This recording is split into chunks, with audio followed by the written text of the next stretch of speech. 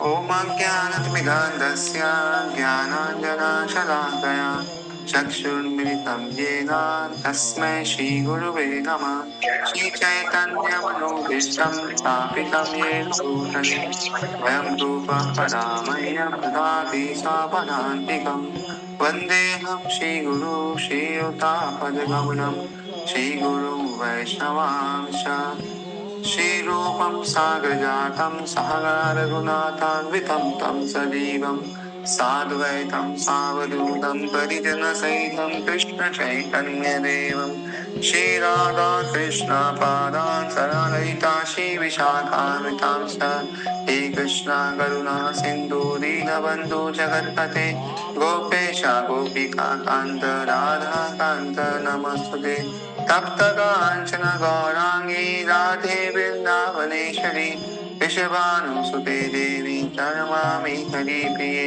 वाञ्छाकल्पतरुभ्यश्च कृपा सिन्धुभ्यैव च पतितानां पावनेभ्यो वैष्णवेभ्यो नमो नमः जय श्री कृष्ण चैतन्य प्रभु Nityanand Shri Advaita Gadadhar श्रीवासादि गौरभक्तवृन्द Hare Krishna, Krishna Krishna, Hare Hare, Hare Rama, Rama Rama, Hare Hare. Welcome all to today's class on Nectar of Instruction. So last time we saw verse number 1, 2, 3, and 4. So we'll just revise these 4 verses and then go to 5th verse. So this first verse says, Vacho Vegam, Mansa Krodha Vegam, Jiva Vegam, Udarapastha Vegam, Etan Vegan Yuvishishta Dita, Sarvan Apiman Prithvim Cha Shishya. So this says a sober person who can tolerate the urge to speak, the mind's demands, the actions of anger, and the urges of the tongue, belly, and genitals is qualified to make disciples all over the world. So people in general, they can conquer the world by external things, having money, power, and all. But till the time one cannot control their internal urges, one cannot actually rule over the world. And therefore, this first verse only speaks about how one should control the urge to speak. And if one can control the urge to speak, then mind's demands will be controlled, and then anger will be controlled. And similarly, one can control one's tongue, that is eating, then belly and genitals will be controlled.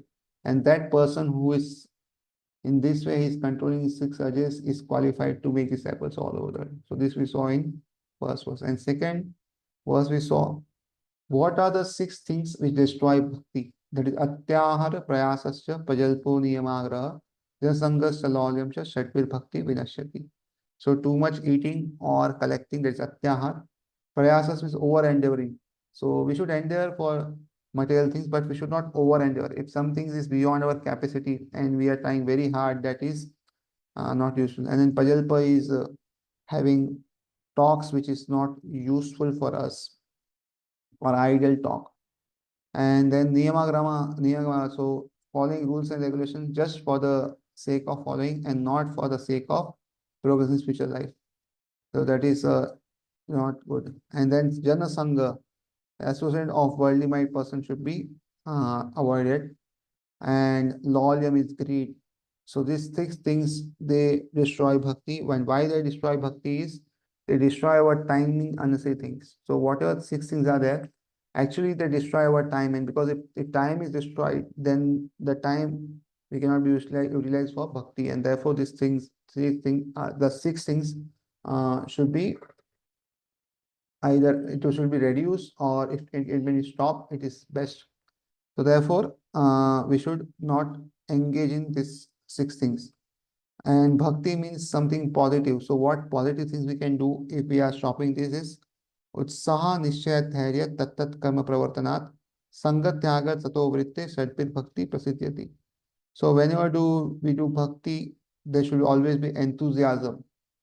So we can choose between becoming morose or enthusiasm. So every day after waking up, we can choose either I can be morose or enthusiastic. So we should always be enthusiastic. Then nishchaya, confidence, we should have confidence that whatever we are doing is right. And after doing what we are supposed to do, dhairyat, have patience. We cannot become a pure devotee in a day. It takes years and years and years. Even if we can become a come to Madhyam level in this lifetime, it is a great achievement. In not Madhyam level, at least you can reach Nishtha in this lifetime. Very, very big achievement, because then the path is very easy. But it takes 40, 50 years. So one should be very, very patient. And then Tat Tat Karma Pravana, that is doing favorable services, which is good for devotional service. So, and then Sangha Tyaga, that is giving up association of non-devotees. So we see this Sangha Tyaga has come twice. It has come in the second verse also, and now third verse also. So this is the most important thing. So if we stop what is not to be done, automatically do what is to be done. So Sangha Tyaga and Sato Vritti. Sato Vritti means following the footsteps of great acharya. Sata means Sata means good people or good acharya, previous acharyas. I am following the footsteps. So these six things can help us to uh, grow in our bhakti very nicely. And then after having association, good association, how can we help each other? How can we develop this association very fast? So to make relationships in this world, six things are required. Tadati pratiganati guhyamakyati prachati bhungte bhojaya chaiva sadvitim priti lakshanam. So Dadati Patignati means giving charity and accepting whatever comes in return. And Guhyam Akyati Pachati is uh, having confidence in talks about bhakti, revealing their mind that these are my shortcomings, how can you help me, or how can we overcome this? So this all comes in Guhyam Akyati Pachati. And then Bhukte Bhojayati Shaiva, that is eating and feeding. So this six things start within Priti Lakshanas. This shows how the love between the devotees grow.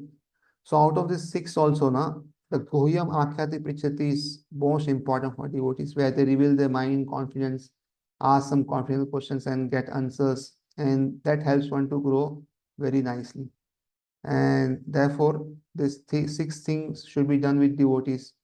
And everybody does these six things. Actually, the businessmen also do. So wherever these six things are done, the relationship develops, and therefore we should be very careful. We should not do these six things with uh, people who are not favorable to devotional service. Otherwise, we'll have a wrong association, and we should do with this with devotees only.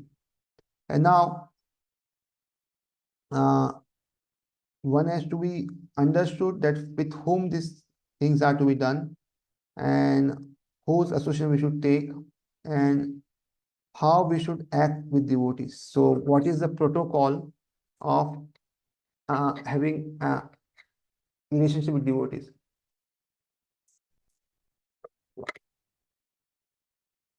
To see this verse number 5 describes uh, how to treat with different types of devotees. Like there are different grades of people.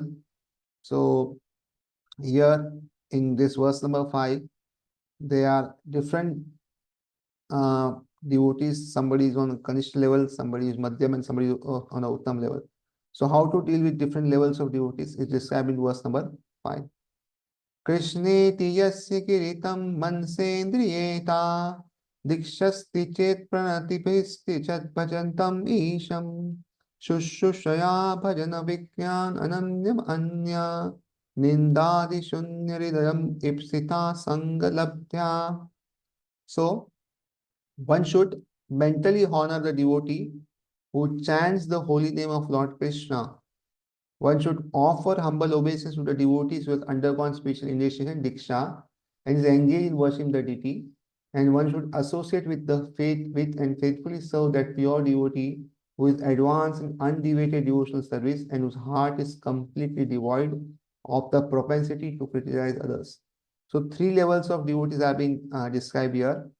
One who just takes holy name. So he is not initiated, but he is chanting the holy name. So this person should be mentally honored that okay, he's taking holy name, let us honor mentally. Second, one who has gone in spiritual initiation, who has taken Diksha. So one should offer humble obeisances to devotee. That is, one should do physically, like we do Vansha Kalpataru Basha Kripa Sindhu Bhivasha Patyam Pavanebhyo Vaishnavyo Namo. So Mata is do a Panchang Pranam, and Prabhujis also do Panchang Pranam to devotees. So this is what is need to be done. And one should associate and with and faithfully serve that pure devotees advance in undue devotional. So one who is Uttam Adhikari, we do Ashtang Pranam, Prabhujis do Ashtang Pranam, and Matais do Panchang Pranam to them. And at the same time, you should not be offering just obeisances. We need to serve that devotee who is very advanced. And what is the qualification? How do you know that the person advanced? So here it is not written that one chants so many rounds or something, but it is written that is undeviated devotional service, who is advanced in undeviated. So one should be advanced. And second, whose heart is completely devoid of propensity to criticize others. So one should not criticize others. So this one quality is very important. Not criticize others. So non ninda should be absent in that person. Absolutely. And that person who has this no propensity to criticize others should be the person whom should be served with our whole heart. And in that way we'll advance. So in order to intelligently apply the sixfold loving reciprocations mentioned in the previous verse, one must select a proper person with careful discrimination. So here Prabhupada is saying that we should not apply to each and every person what is there in previous verse. We should carefully select proper persons. Otherwise, our bhakti will be affected. Srila Rupa Goswami therefore advises that we should meet with the Vaishnavas in appropriate way, according to the particular status. In this verse, he tells us how to deal with three types of devotees: Kanishtadhikari, Madhyamadhikari, and Uttamadhikari. So this is very important for us to note. Kanishtadhikari, Madhyamadhikari, and Uttamadhikari. So the Kanishtadhikari is neophyte who has received the Harinam initiation from the spiritual master and is trying to chant the holy name of Krishna. So he's just chanting, trying to chant, and he has just received Harinam initiation. And one should respect such person with the mind as a Kanishta Vaishnava. Madhyam Adhikari received spiritual initiation from the spiritual master and been fully engaged by him in the transcendent loving service of the Lord. So what is this difference between Harinam and this spiritual initiation is?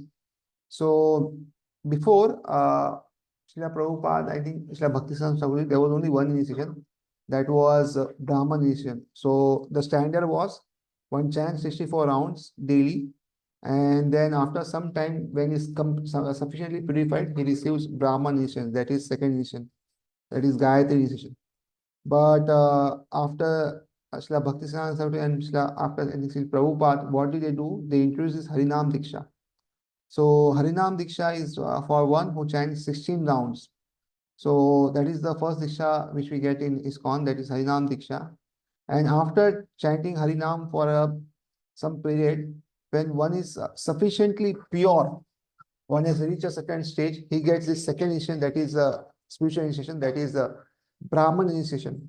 And therefore, after that, he can be engaged fully in the service of the Lord. Before that, in Harinam Diksha, one can do some services, but cannot do every thing which is required for deity services. Not all deity services can be done by the Harinam initiated person.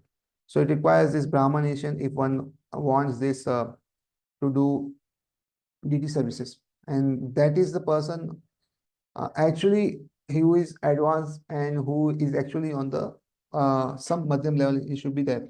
So that is there. And the Madhyam Adhikari should be considered to be student midway in devotional service, and the Uttam Adhikari or highest devotee is one who is very advanced in devotional service. So Uttam Adhikari is very advanced and he is not interested in blaspheming others. His heart is completely clean and has attained the realized state of unalloyed Krishna consciousness. According to Srila Rupa Goswami, the association and service of such a Mahapakavat or perfect Vaishnava is most desirable. So this devotees are very rare, and we should desire to have association of such a Uttam Adhikari, and we should try that we can assist that person, we can associate with that person, we can serve such Mahabhagavata as and when we get a chance. So one should not remain Kanishta Adhikari on the lowest platform, and such a devotee is described in the 11th canto of Srimad Bhagavatam. So who is interested only in worshiping deity in the temple. So this is the who is the lowest platform. So what is the definition of an Kanishta Adhikari? Acharya meva haraye pujam ya shraddhaya heta nadat bhakteshu nanyeshu sabhakta prakrite smrita. So natat bhakteshu cha anyeshu. This is the main important thing. So person is engaged in worship of deity temple, but who does not know how to behave towards people, towards devotees or people in general, is called prakarya. So nachat bhakteshu nanashu, how to behave towards people in general and devotees also. So this he does not know. So this is what called a prakarya bhakta. So that means Kanishta Bhakta is who always fights or who cannot have good relationship with others. So this is called Kanishta Bhakta. So and one therefore has to raise himself from position of Kanishta Bhakta to Madhyamadikari. And what is the definition of Madhyamadikari? Ishvara tat adineshu balishu disheshu cha prema maitri kripa upeksha yak karoti sa madhyama. So this is important thing. Prem maitri kripa upeksha. So what is who is in love with? Prema, with the deities, with the Lord. So he has love with the Lord. Maitri, he makes friends with devotees. Kripa, he does kripa on newcomers who does not know much. So he does kripa on that. And upeksha means he avoids those who are envious by nature. Because if you preach to an envious person, what will happen is the enviousness will grow, and therefore the person will not become a devotee anyways, but he will become more envious if you preach to an envious person. So the Madhyamadikari is one who preaches the message of Krishna consciousness to the whole world, and he discriminates people based on who they are. So that is what his job is, and that is the way to cultivate devotions properly. Therefore, this verse explains how to advise, how to treat various devotees. And here we see practical example of various type of Vaishnavas. Prakriti Sahajas generally chant the Hare Krishna mantra, yet they are attached to movement, money, and intoxication. So they are not properly purified and they should be respected within one's mind, but their association should be avoided. So apart from ISKCON, there are so many organizations which chant the Hare Krishna Mahamantra, and there are so many different branches of Gaudiya Vaishnavas which has come down, and some of them gradually have deviated and some have become Prakriti Sarjas. So they are not the bona fide ones, and they also chant the Hare Krishna mantra, but they do not follow the prohibitions. And therefore, anybody who chants, we respect them, but we do not associate with them. So their association should be avoided. And if those are innocent but simply carried away by bad association, should be shown favor if they are eager to receive proper instruction from pure devotees. So,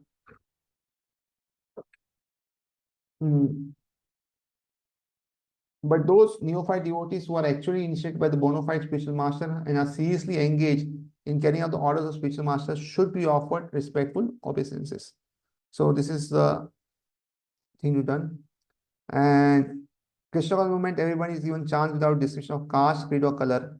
And everybody invited to join the movement, sit with us, take prasad, and hear about Krishna. And when see somebody is actually interested in Krishna consciousness and wants to be initiated, we accept him as a disciple for the chanting of the holy name of the Lord.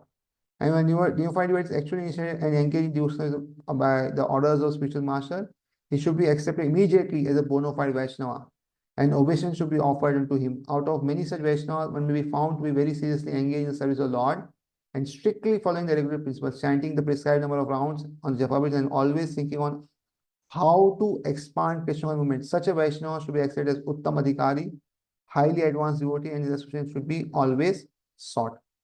So his constant thinking is how to expand, how to give this to others. So these are the preachers of Krishna conscious movement who are very less in number actually, and they should be honored. and they should be served. And process why we devotee becomes attached to Krishna is described in Chaitanya Charitamrita. Diksha kale bhakta kare atma samarpana, sei kale Krishna tare kare atma sama.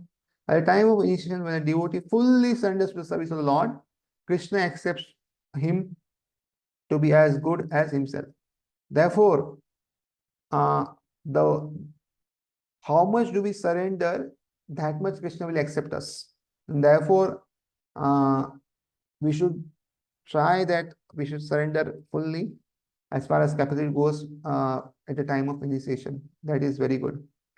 And spiritual initiation is explained by Srila Jiva Goswami as Divyam Jnanam Yado Datyat Koryam Prapasya Sankshayam Tasmat Diksheti Sa Prokta Deshikais Tattva Kovida. By Diksha, one gradually becomes disinterested in material enjoyment and generally becomes interested in spiritual life. So Diksha is just the starting point when gradually one then leaves the material enjoyment and comes to spiritual life fully. And here Prabhupada gives examples of Europe and America, how many people have come to devotional service and they have lost trace in material enjoyment. And they come from wealthy families and they are accepting living conditions which are not comfortable. Because for Krishna's sake, they are accepting this and they are fit for initiation. And for advanced spiritual life, Bhagavatam prescribes tapasya brahmacharyena samena chadamena cha. When a person is serious about extreme discharge, he should be prepared to practice austerity, celibacy, and control of mind and body. These are very important if one wants to advance in spiritual life. Austerity in food, austerity in the staying arrangements and all. As far as one body and mind allows, one should try to practice austerity. And then celibacy is the most important thing. Without celibacy, one cannot advance in spiritual life. And then control of mind and body. So control of mind and body, we saw in the first was only these three things. So that is most important thing if one wants to advance in devotional service. And then if one is prepared to desire spiritual enlightenment, he can be initiated. So Divya Jnanam is technically called Tat Vijnana, or knowledge about the supreme transcendental subject matter of the absolute truth. He should be initiated. And such a person should approach spiritual master in order to take Diksha. So Tasmat Guru Prapadyeta Chikyasu Shreya Uttama. So Srimad Bhagavatam describes this as, so when one is actually interested in the transcendental science of the absolute truth, he should approach a spiritual master. So actually this happens is actually when one is actually interested in transcendent science, then Krishna also makes arrangement that he meets with some spiritual master by some occasion, by some cause or somewhere. And therefore, this is very important that first desires come in the heart. And when somebody desires, then Krishna fulfills his desire and helps him to get a spiritual master. So one should not accept a spiritual master without following instruction. It's very important that one should not accept spiritual master if one does not want to follow his instructions. And therefore, before accepting spiritual master, one should be wait for some time so that one knows what he needs to follow. And therefore, in ISKCON also, His Holiness Anand Maharaj tells that one should wait for 3-4 years before taking decision so that one knows fully the philosophy and is ready to practice the do's and don'ts required for spiritual things. And then one should take initiation so that one can grow. Otherwise, it will be proved to be detrimental because it will be Guru Avagya. So one should not do Guru Avagya. Nor should one accept a spiritual master just to make fashionable show of spiritual life. So to make a spiritual master is not that I want to show to others that I also have a spiritual master. No, that is not the case. So we make spiritual master because we want to follow him. One must be jikyasu, very much inquisitive to learn from bona fide spiritual master. The inquiry one makes should strictly pertain to transcendental science. And therefore, it should not be material things, because material things you can, anyways, one can get answer from anywhere. But spiritual things are to be questioned to spiritual master. And then Uttamam refers to the above material knowledge. Tama means darkness of this material world, and Ut means transcendental. So transcendent knowledge which can bring us out of this tamogun. Then here Prabhupada writes how people are not generally interested in spiritual knowledge but mundane matters. So that is not good. And then chanting of the holiness of Krishna is so sublime that if one chants the Hare Krishna Mahamantra offensively, carefully avoiding the 10 offenses, he can certainly be gradually elevated to the point of understanding that there is no difference between the holy name of the Lord and Lord Himself. So just chanting of holy name is not sufficient. This is very most important thing one should note. One should also avoid the 10 offenses. So these 10 offenses occur in 24 hours, not in 2 hours. So in the whole day, we should be careful not to do offenses. Otherwise, we will not be able to chant nicely, or chanting will not give us desired result. Therefore, one should be very, very careful of not to offend anyone. See, one may be having a different opinion and one can maintain respectful distance from other person, but one should not be offending the other person. So therefore, this needs to be noted because this is the most important thing. Mahat aparad or offense to devotees can destroy the whole devotional service of a person. One can again become a material person if one offends great devotees. So one should be very, very careful. And one who has reached to understanding should be very much respected by neophyte devotee. So,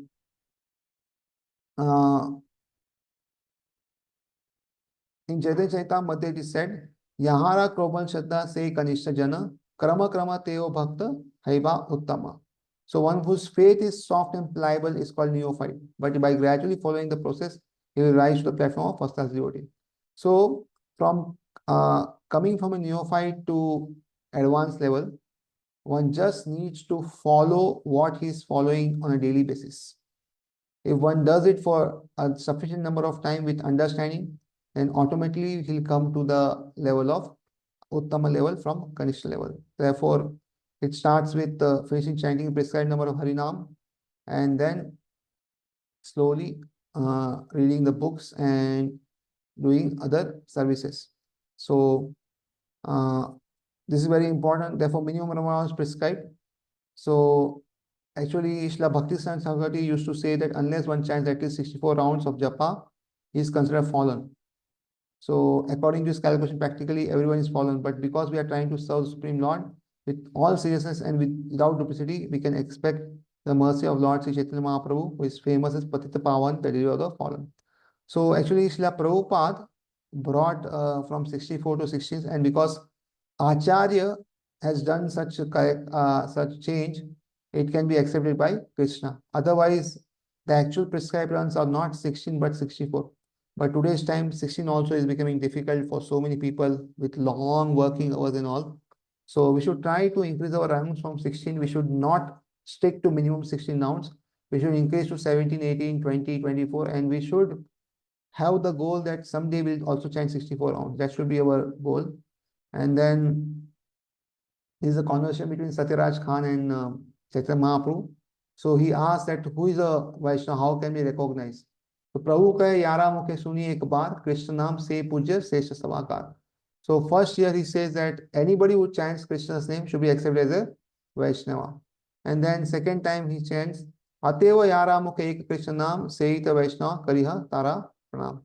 So anyone who intends chanting the holy name of Krishna or who by practice likes to chant the holy Krishna's name should be accepted as Vaishnava and offered respect as such.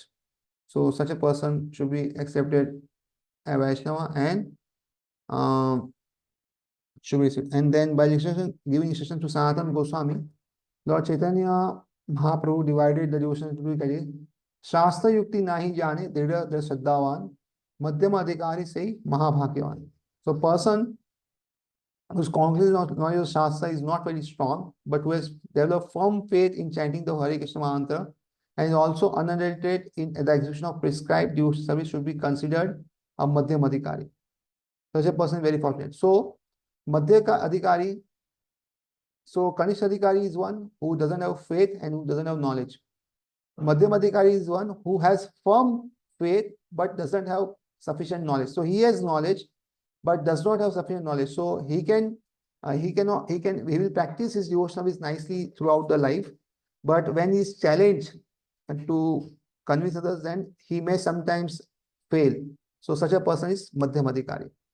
And Madhyamadikari is Shraddhavan, staunchly faithful person, and he is a candidate for further advancement.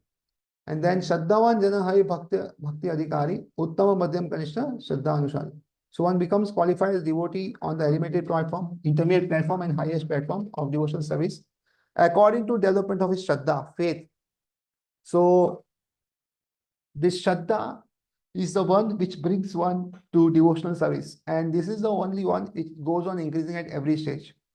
So depending on which level of Shraddha we have, we advance. And then Chaitanya Maharaj says, Shraddha Shabde Vishwasa Kahe Sudurda Nishchay Krishna Bhakti Kaile Sarva Karma Krita Haye. So this is the highest level of Shraddha which has. So very important, by rendering transcendental service to the Krishna, one automatically performs all subsidiary activities. So this faith that if I am serving Krishna, if I am doing devotional service, then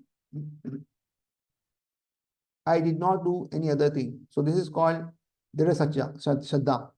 So such a person will not do so many things which is described in the Vedas.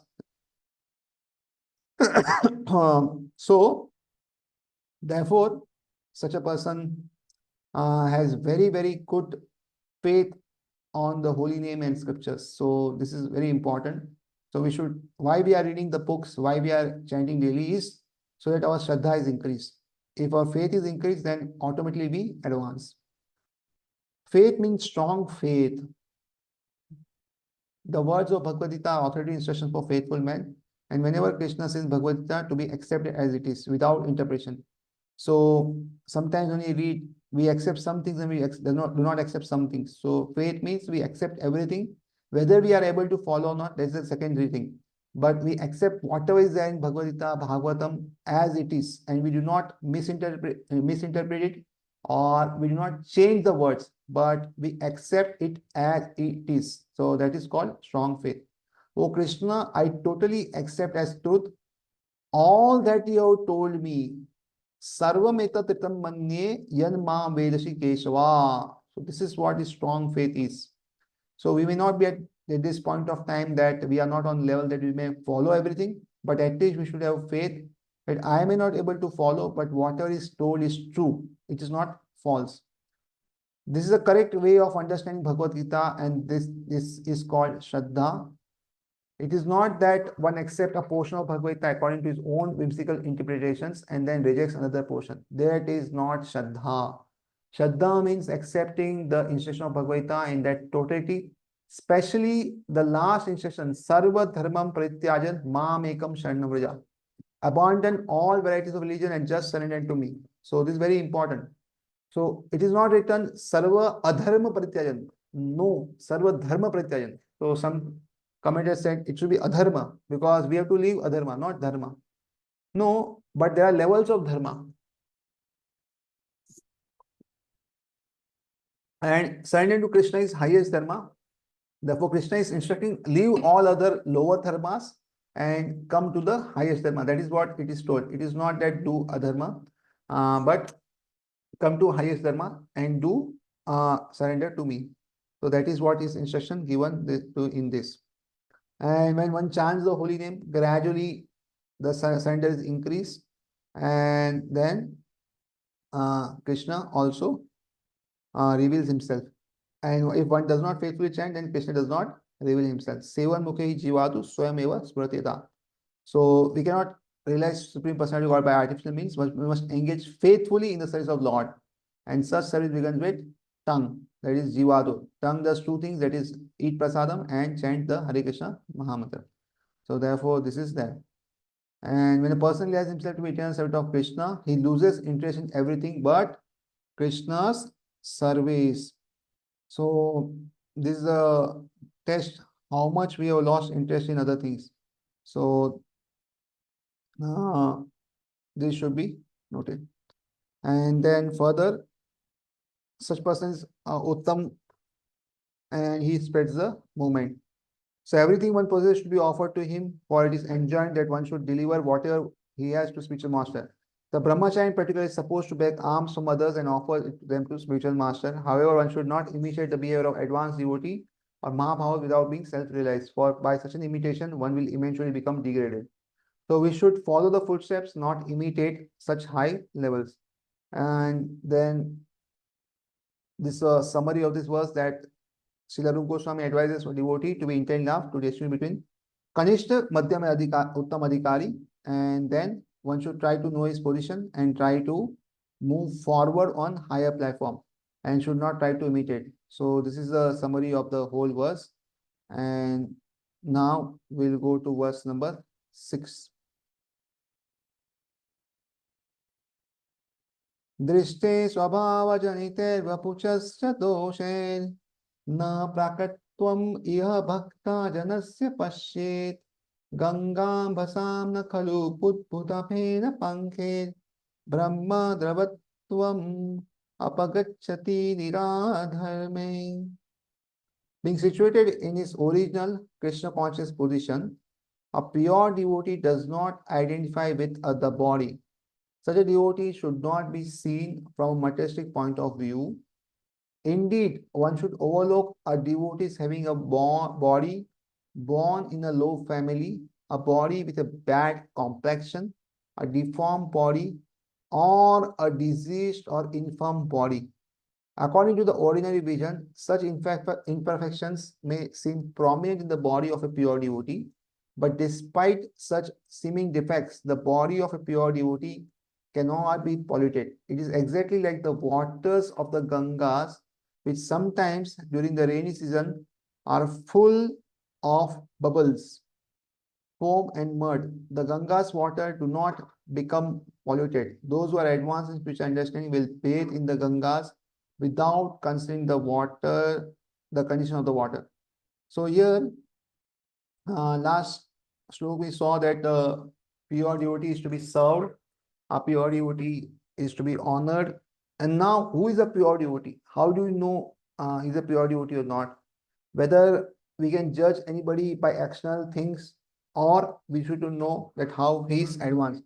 So this verse tells us that we should not judge a devotee seeing the external looks, where he is born, where what complexion he has, whether is a having a black complexion or white complexion, or how the body is. Sometimes the devotee body is deformed, so it is not properly formed. So, like we had the example of Ashtavakra Muni in the Shastras. So he was bent in 8 places. So such things are to be overlooked. And then sometimes the body of a pure devotee is diseased. So when we get disease, it is because of karma. But when a pure devotee has some disease, it is leela between him and the Lord. We should not think that, oh, see, he is diseased because he has also done some wrong thing. No, it may be something which Krishna wants to show us by giving him disease, that, see, in spite of such disease condition, he is doing such devotional service. And that disease does not affect that other person. It may affect us, but the pure devotee is not affected by such disease or infirm body. So this is also a point that he may have infirm body, but this should not be looked for. So such imperfections should not be looked, but we should understand, like Ganga water, sometimes in the rainy season, it looks like it's polluted, but Ganga is Ganga, and therefore one who has faith takes bath in that water.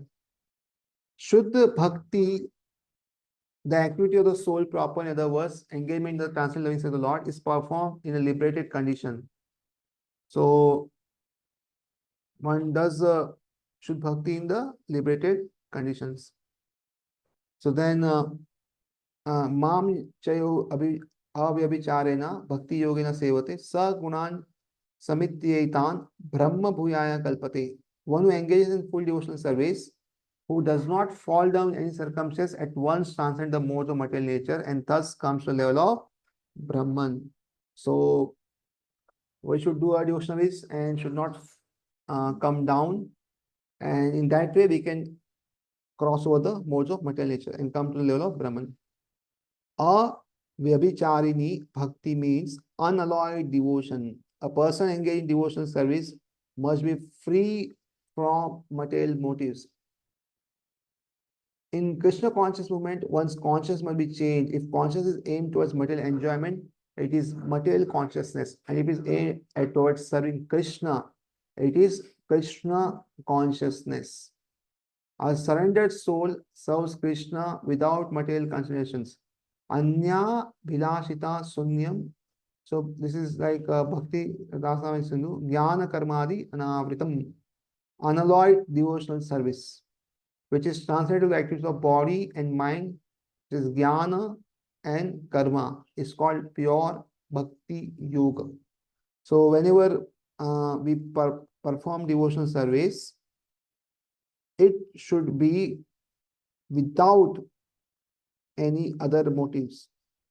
Like we see sometimes people go to temple, they offer so many things, and in return they want either good house, good money, or good wife, husband, good children, or the children should pass in exams, or there are so many things which people do for doing bhakti. They chant the names, but for other reasons. So this is not which is accepted as pure devotional service. So it is accepted devotional, but it's not pure, and therefore it should be without any tinge of material consideration, or even jnana or karma should not be there. Krishna's devotee is not subject to material condition, even though his body features may appear materially conditions. So devotee is not subject to material condition, even though his features may appear. So we have example of his name is Jai Pataka Maharaj. So from last more than 10 years, his both kidney, liver is gone. Half of his body is paralyzed. But still, he's performing so much of devotionalism and preaching all over the world. So such a person, if we see that body features are such bad, but he is not affected.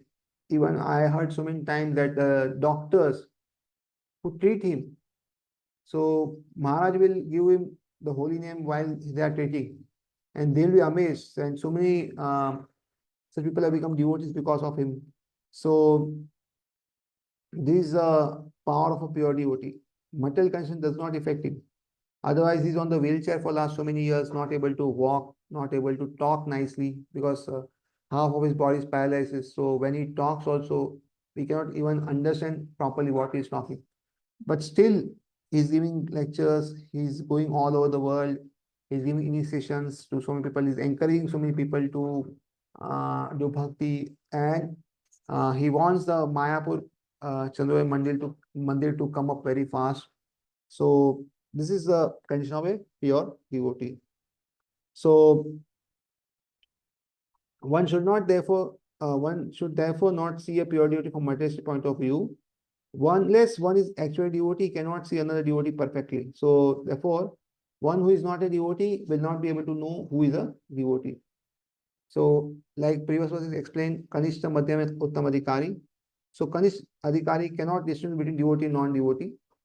He is just concerned with worshiping deity in the temple. Madhyam Adhikari can distinguish and will behave properly. And he distinguishes and does proper treatment. Like he loves the Lord, have friendship with devotees, which is innocent, and then he does not associate with envious people. No one should criticize the bodily defects of pure devotee. If there are such defects, they should be overlooked. And what should be taken into account is spiritual master's main business, which is devotional service. Pure devotional service to the Lord, as said in Bhagavad Gita. Api chetsu duracharo bhajate mamanya bhat sadhureva samantavya samyak vyavasito hisa. Even if a devotee sometimes seems to engage in abominable activities, he should be considered a sadhu, a saintly person, because his actually identity is that of one engaged in the loving service of the Lord. In other words, he is not to be considered an ordinary human being. So sometimes we see that devotees also do some wrong activities. So even if we see some devotees doing wrong activities, we should overlook. Why? Because he is being rightly situated, and therefore uh, he should be considered as sadhu. See, this doesn't give license to devotees to do anything wrong, but this is where he does something out of his control. Sometimes is because of his previous conditionings or because of his some habits. If something is wrong done by devotee, then he's being excused because devotional service will purify him of the karma also and of the bad habit which he has, or swabha which he has. Like because when you do something wrong, what happens? Two things happens. One is you get karma for what is wrong is done, and second, impression is formed. So next time we'll have more inclination to do the same wrong thing. So because of that, what happens is even if the karma is nullified, the intention to do wrong thing is still there. And because of that, sometimes one does wrong thing. So that should be ignored. But that doesn't mean that one does wrong on the basis of the holy name. Otherwise, we will consider as seventh offense. That is doing wrong, doing a sin on the strength of holy name.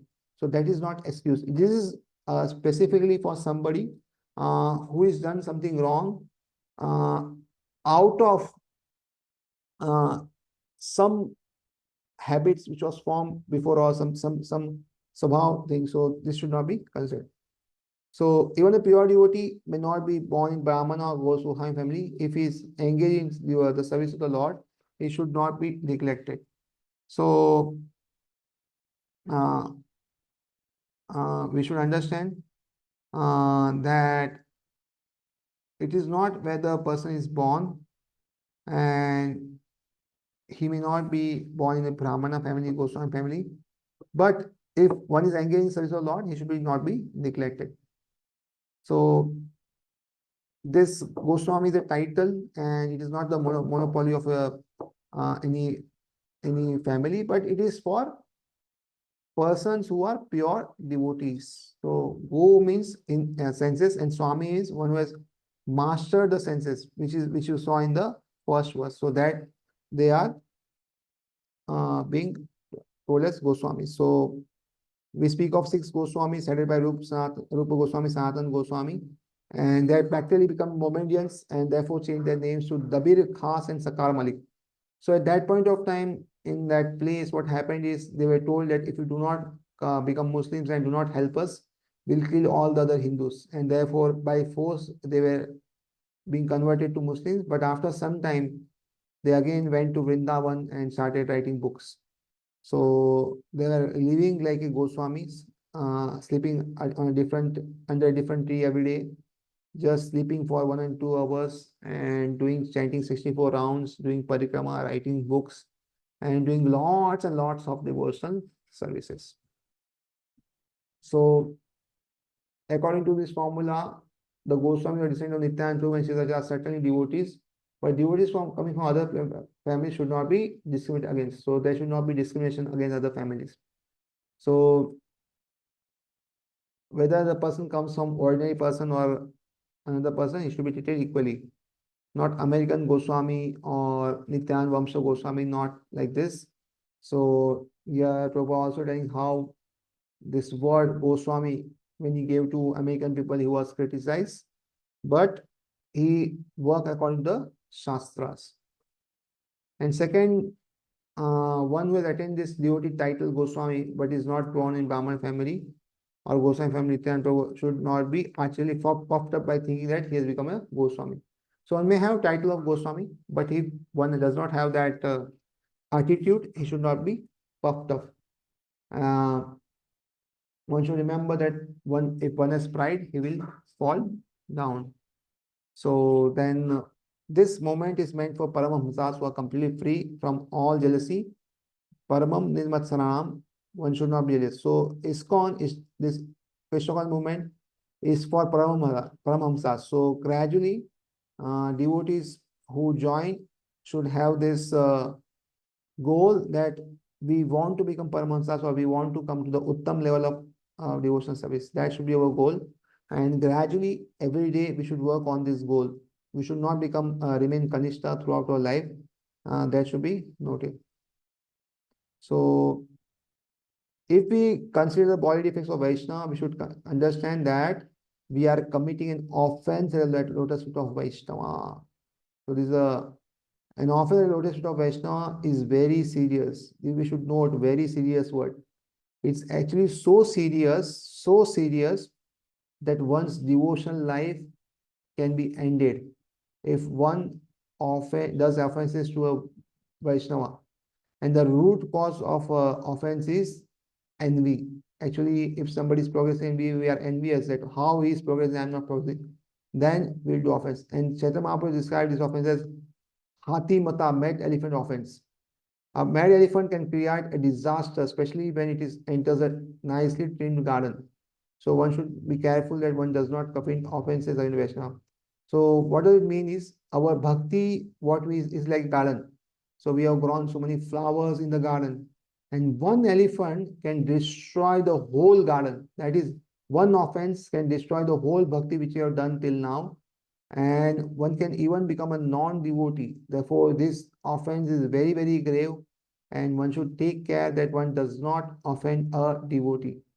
And second, if there is some fight between two devotees, one should not take sides, because both devotees will get free and the person who is taking sides will be in a loss. Like once there were two bulls who were fighting, and one goat wanted to settle the fight and he came in between these two bulls.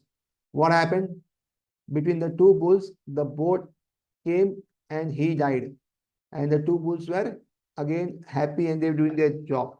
Similarly, if somebody neophyte person comes between two devotees who are fighting or doing something, his devotion will be spoiled.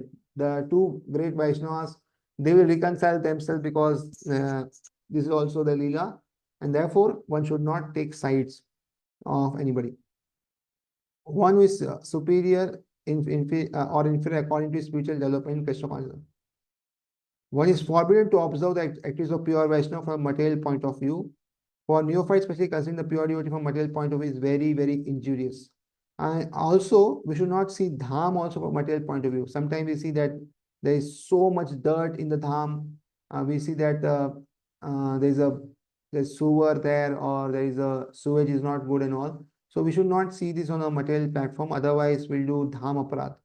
And this is very much necessary. And then Prabhupada says that we should not think that it is limited to certain section of people, and we should also not see the external features of devotee. So we should appreciate the service of advanced devotee of Mahabhagavata platform, and this is how they simply try to bring us in the platform, and they try to criticize in every respect. So when one thus criticizes the pure devotee, he commits an offense, Vaishnava Aparadh, that is very obstructive and dangerous for those who desire to advance in Krishna consciousness. So actually, growing Krishna is not very difficult. One need only to chant and serve Vaishnava, that's all.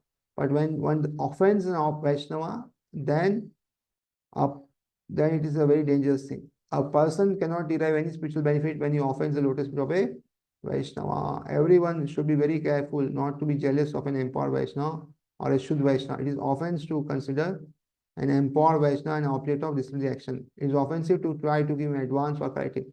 So one can give some suggestions, but one should not advise or correct a senior Vaishnava. Otherwise, it will be difficult for him to advance.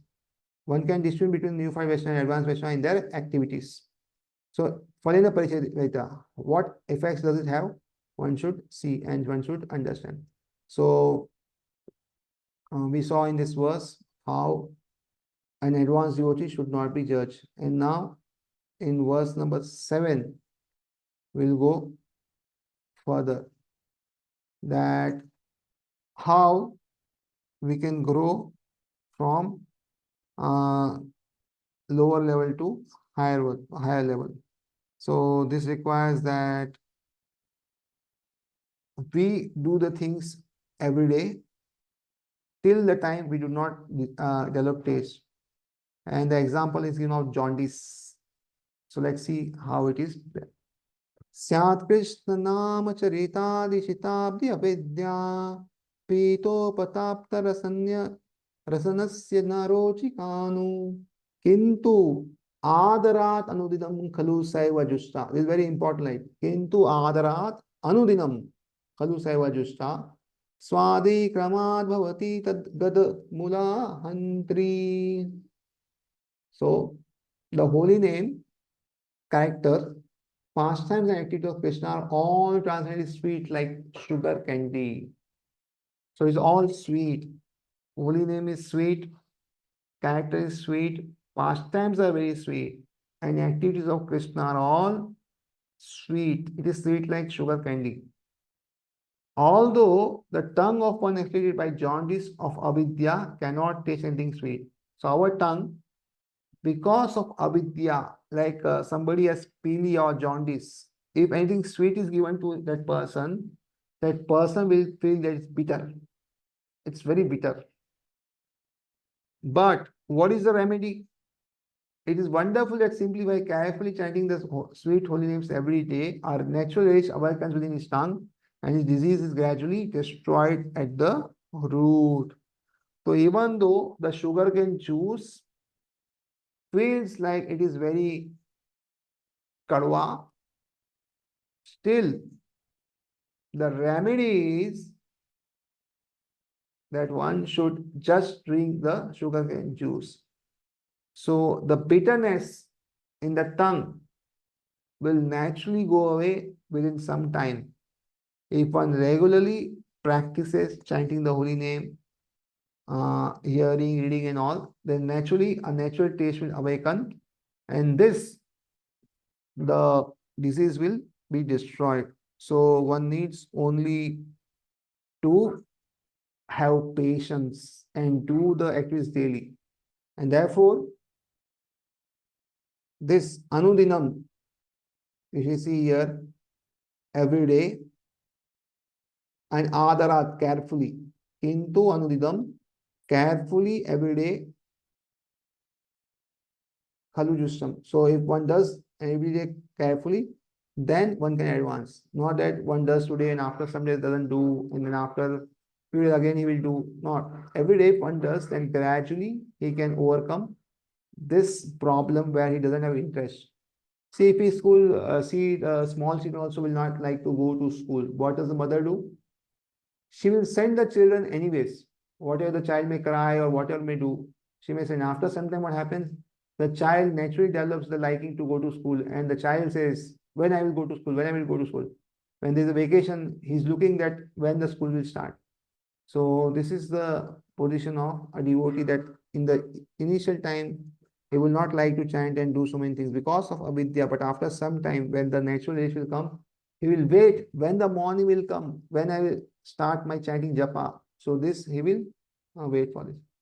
The holy name of Lord Krishna, his quality, pastime, and so forth are all of nature of absolute truth, beauty, and bliss.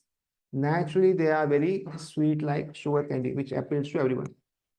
So, Satchidan Ananda.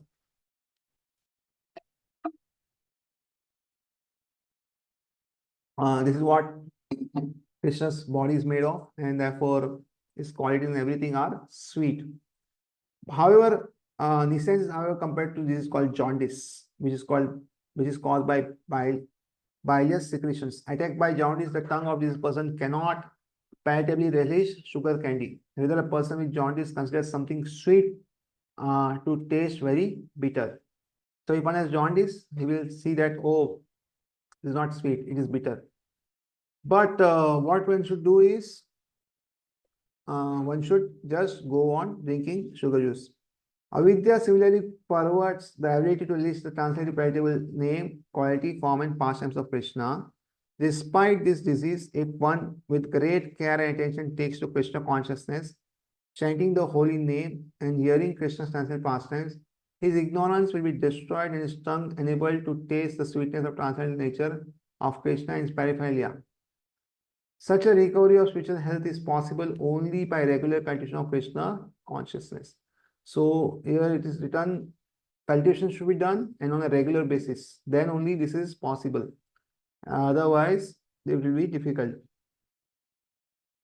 When a man in material world takes more interest in materialistic way of life, then Krishna consciousness is considered to be a disease condition.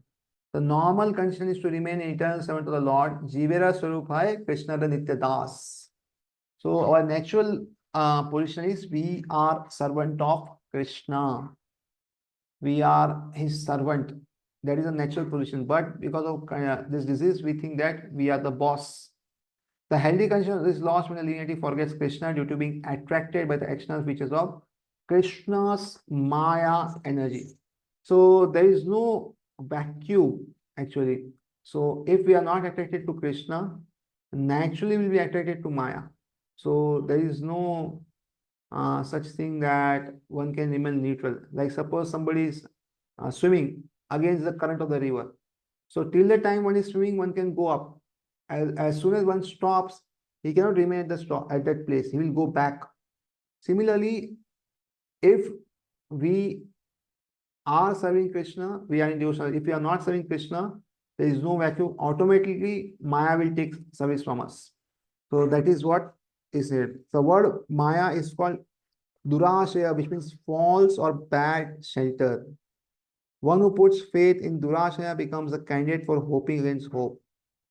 And material, everyone is trying to become happy. And although the material items are baffled every way, due to nescience, they cannot understand the mistake. People try to rectify one mistake by making another mistake. This is a way of struggle of for existence in the material world.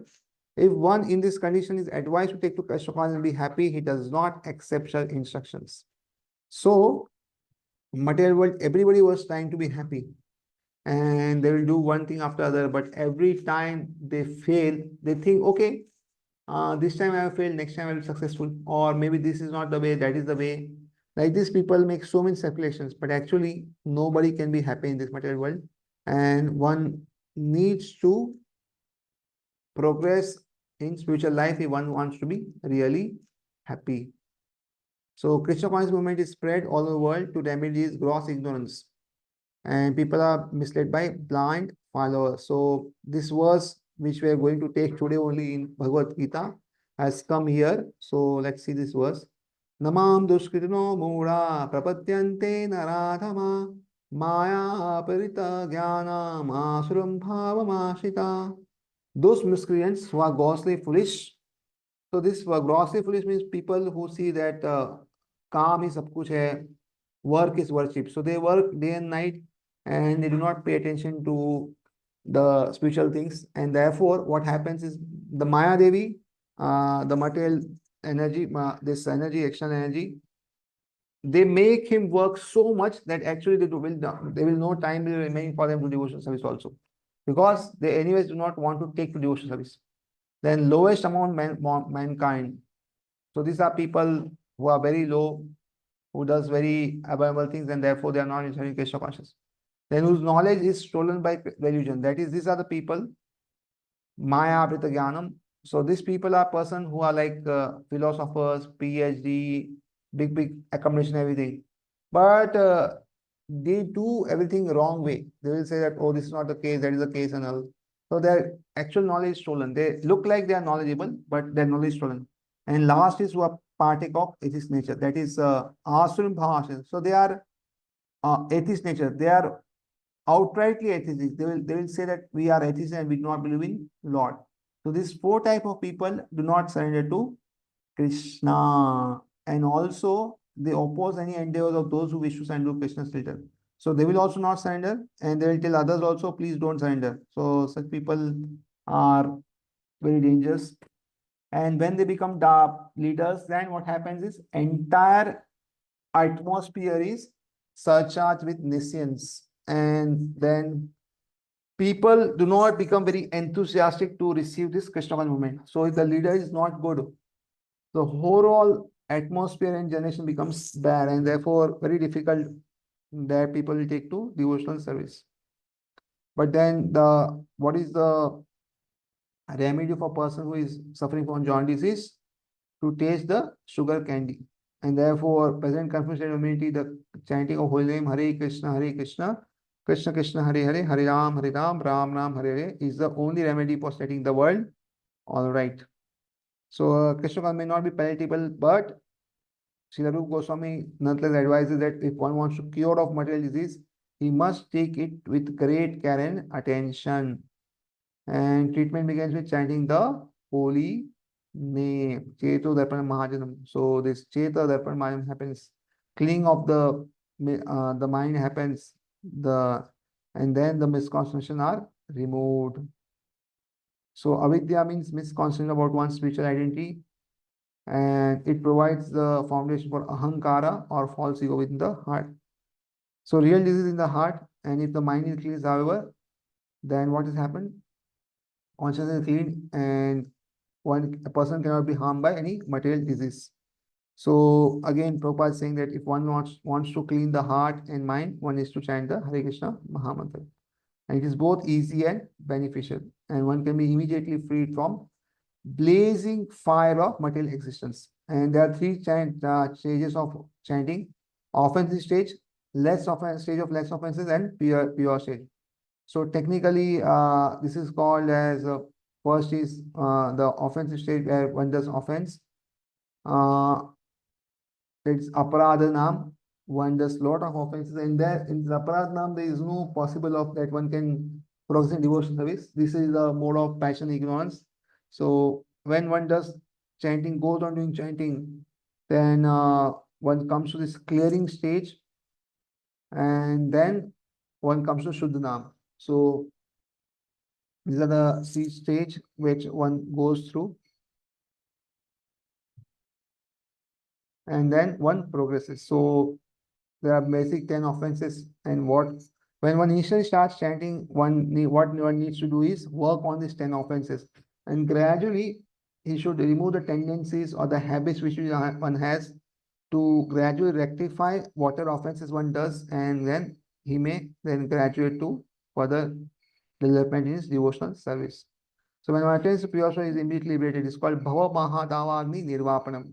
As soon as one is liberated from the blazing fire of material existence, he can release the taste of transcendental life.